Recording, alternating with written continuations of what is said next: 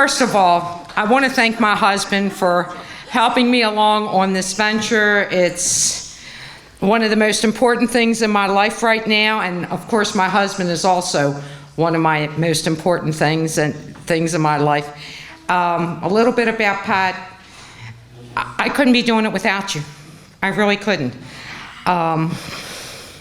Thank you. Thank you. It's really hard for me to speak about my husband because I get very emotional about it, and now is not the time I want to be emotional. But one thing that Pat forgot to talk about is I have some of my film crew here with me. I have my producers from WCBM 680 Radio. We have Ron Savage. And where's my other producer? There's another one. Did he leave? Is he here? Vern Anderson, where are you? Oh, well, anyway, he's here. Our producer from WCBM 680 Radio. He's the one that keeps us all going and keeps us intact. Let's hear a round of applause for them. Now I'm going to start my speech. Okay, good afternoon, everybody. I want to welcome and thank you very much for coming. I'm really humbled by the support and everybody in this room and the people that have done sponsorships for me. I can't even thank you enough, but I'm so glad that you're here supporting my campaign. Now, I've been in a lot of elections before, and I've worked many campaigns. 5 with my husband, Pat, but I've never been a candidate before. This is the first time I am a candidate, and I'm going to tell you something. It's really hard. It's not an easy task. And anybody that is a candidate for office, I want to personally thank them and continue to do the good work that you're doing. Number 2, I want to say something that's very important. A lot of us people do not realize the position of what a state delegate is, okay? And what it means to be elected to an office. When you're a state delegate, you vote on every issue that's in that everybody in this room will vote. I will vote on every issue that affects everyone in this state, whether it's the budget, crime, or education. Those are 3 important issues that are affecting our state today, and we've got to take our state back. With that being said, I want you all to know that I will work for you every day, not just be a part-time delegate. I will be there every day. You will have my personal home phone number where you can call me if you have a problem. I will make sure that it will be taken care of. Another thing that I want everybody to know is my number 1 priority is to make sure that Baltimore County never becomes Baltimore City.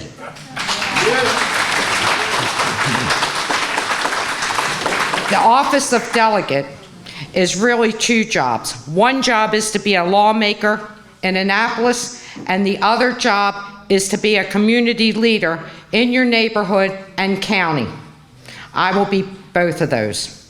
As part of being a community leader, I am proposing an exciting new program called Community and Police Partnership that will help to fight crime, build the greatest police force in the United States.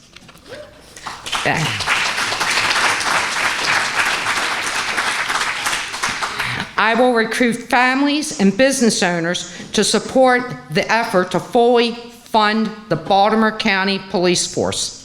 Johnny Oshesky defunded our Baltimore County Police. He increased the budget by 8%, but he only increased the police budget by 1.9%. That is a big difference.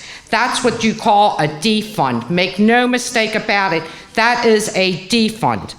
Johnny Oshesky received $150 million in COVID money from the federal government, but did not provide 1 dime to the Baltimore County Police Force. I'm going to say that again, not 1 dime.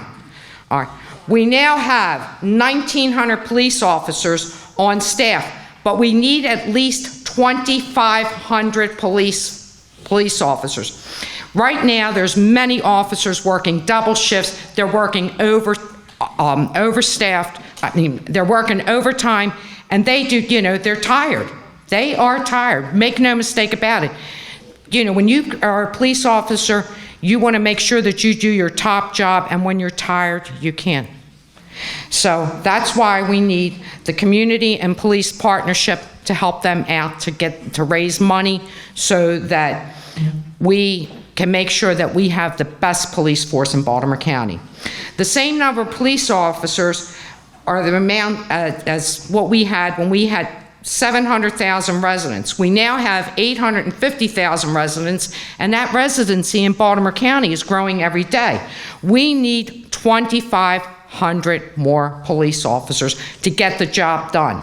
We need these officers not only to fight crime, but to work with the youth programs and to help in the community. I will use my position as a delegate and a community leader to help build this great police community organization that will be setting an example for the entire nation as to how they can help, how citizens can help their police force and protect their community at the same time. Right now, we have organizations like Black Lives Matter, the ACLU, working against our police, which is creating a problem with increasing crime and violence problems. As a lawmaker, I will be introducing Project Exile for Baltimore County. Project Exile is an exciting new program, revolutionary law, that will transfer all murder perpetrators into prosecution by the federal government. The U.S. Attorney will prosecute murderers and making them eligible for the death penalty and sentenced without parole. Baltimore County will be the only place in Maryland that will have Project Exile. Now, I'm going to go off record right now. Just recently, in the Maryland General Assembly last year, there was a bill passed that if you are a minor, and I believe the age was 16 years old, that if you go out and murder someone, after 12 years, all of a sudden you're reformed, and you can come out of jail. Well, let me tell you something. I've been through friends of mine that have been murdered 4 times, close personal friends of mine. And let me tell you something, my friend, the boy that murdered her is still in prison. I know where he is. I keep an eye on him. Same thing with the other 3 murders. And when I think of my friend Rita, every time I look at a Christmas tree light, I see blue. Her house was all done in blue with the Christmas tree lights and all through the house and everything. That hole in my heart will never heal. At the same time, this boy his life goes on. Well, guess what? He's going to be up for parole. And you know what? He should have gotten a death penalty. Make no mistake about it. He should have stayed in prison the rest of his life. I'm tired of having people say, oh, well, he's a minor. Oh, he's a juvenile. He knew what he was going to do the day he did it. All right, court records prove that. The judge at the time of his sentences said, David, what were you going to do? You didn't have your driver's license. You're 15 years old. You didn't graduate out of school. And do you know what David's reply was? David's reply was, I've had a gun, I had a car, and there were 7-Elevens along the way. That's what David's reply was. In the meantime, David's living, and my friend is dead in the ground. I have a problem with that. You look at people like Officer Caprio that was murdered by youth. You know, a memorial, I love memorials, don't get me wrong. But I'm sure her family and her friends would rather have her sitting at the Christmas table being with them. But they don't have that anymore.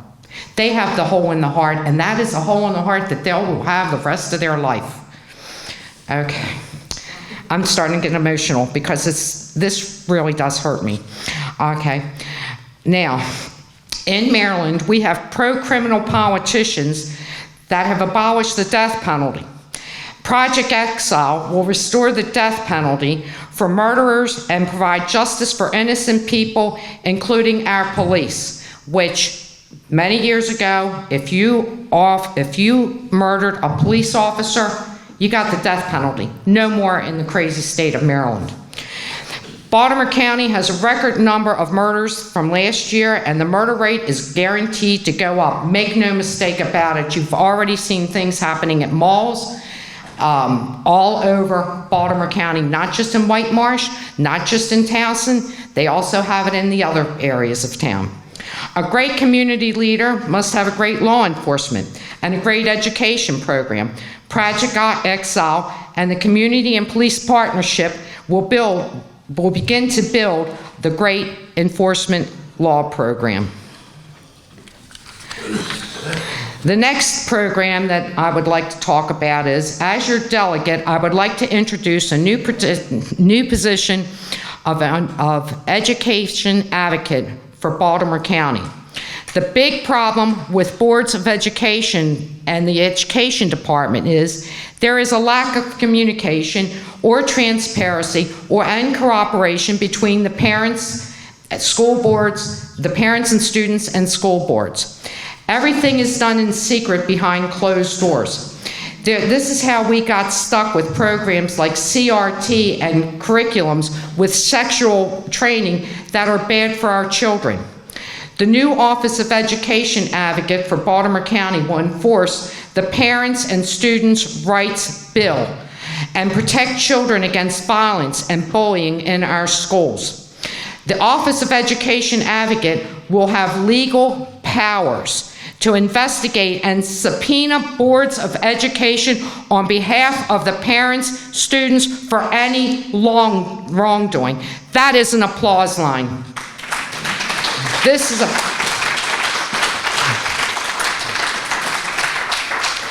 is a powerful new office for the people. Okay. There are many other issues in Annapolis, and I will address as your delegate. My husband, former state delegate Pat McDonough, never voted for a tax increase in 16 years. I will continue that tradition and promise you here today that I will not vote for a tax increase as long as I am your delegate. I pledge to represent the backbone of our community, small businesses, working families, and seniors. Sanctuary policies for illegal aliens should not be allowed. We should not have open borders in Maryland, allowing people to illegally take jobs from our own residents and to cost taxpayers money. I will stop these policies. My father was a wounded vet in the Second World War. He was 19 years old when he was hit on the beach on D-Day in Europe to liberate millions of people from Nazi Germany. He returned home as a wounded veteran, and years later, I came along as his daughter. By his side as a child and a young woman, he taught me the importance of America's greatness. He taught me the importance of patriotism. My dad taught me to believe in the idea that we have a responsibility to serve our country and to do what we can do to maintain that freedom. As an American citizen and Ukrainian ancestries, I witness every day the people like children, women, and families that are being murdered by a tyrant who hates freedom, and those visions make me angry and sad, but also make me appreciate the wonderful freedom that we have in America. The brutality and the violence to our children and mothers demonstrates how far our evil enemies will go to destroy our freedom. Freedom is what my election is all about. In America, freedom is what all elections are about. In Maryland, things are getting worse. The radical left and the Democrat supermajority have taken control of our state. They are trying to put things like abortion in our state constitution. Now, let me tell you what just happened. I'm going off record here. Let me tell you just what happened in the General Assembly with the radical Democrats. They actually made it that I can be trained. Now, I'm not a doctor. That I can be trained to perform an abortion. Okay? I can be trained for that. And I'm not a doctor. Kind of sounds like the 40s and 50s where they had what they call the coat hanger abortions. It's murder. Then they have another part in the bill where it says if you're 28, you give birth and you have this child, and maybe the child might not be healthy. After 28 days, they can terminate that child's life. What the hell is that all about? Can anybody explain that to me? That is murder. I'm sorry. No matter which way you look at it, it is murder. As your delegate, I pledge to be pro-police, pro-public safety, and pro-crime victim. My Education Advocate Office proposal will bring excellence in education and enforce parents and students have rights. Thank you. I pledge today to go to Annapolis and fight the tough battles as your delegate. And I will ask you to join me in the effort to take back our state. I want to thank everybody again for coming here. I appreciate and love you all. And I'm just overwhelmed with everything. God bless our state, God bless America, and God save America. Thank you.